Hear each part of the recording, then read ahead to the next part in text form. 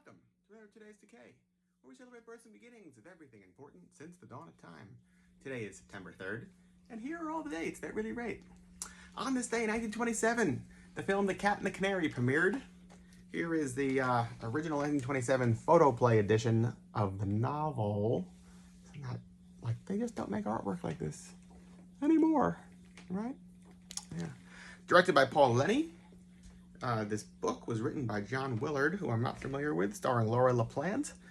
The Cat and the Canary was one of several Paul Lenny films made at around the same time. He made The Bat, didn't he? No, that's Roland West. He did The Cat and the Canary. He did The Last Warning, which followed up right after this, which instead of like just a creaky haunted house film, it's the same premise but takes place in a haunted live theater. And then he made The Man Who Laughs, starring Conrad Veidt and Mary Philbin, and was slated to be the director for Dracula, but died of blood poisoning. Curious, isn't it? Yeah. Anyway, this is a great movie filled with excellent atmosphere. This is the very tail end of the silent movie era, when the craft was at its height as far as like what they could do and the atmosphere they could create, the stories they could tell. It took, I was saying this yesterday, comparing the two Hunchback of Notre Dames and not taking the 23 version, not discounting it for the time it came out in, because it was still early on in the silent film era. Anyway, yeah, Cat and the Canary, today, 1927. The TV show Young Couples Only premiered today in 1955. It's probably something you're not familiar with, but oh, it's awesome. Starring Peter Lorre.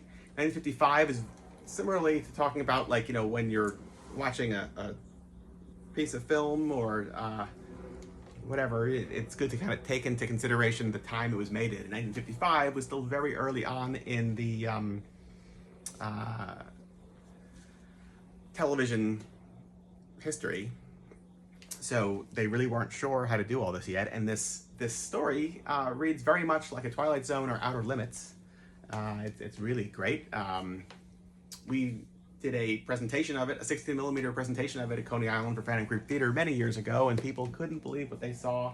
It was really something special. So Young Couples Only, the premise is that only young couples are allowed to move into this apartment complex, and strange goings-on occur, and Peter Lorre is the building super, and it turns out there's a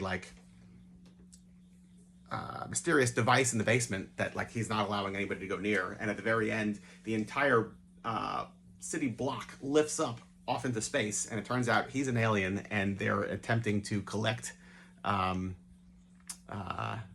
human specimens for the intention of studying how they breed, and that's the whole thing. It's awesome. So check this out. Find it somewhere. It's got to be on YouTube or something. I don't know. Steve Jones of the Sex Pistols and plenty more fame. Born today, also 1955.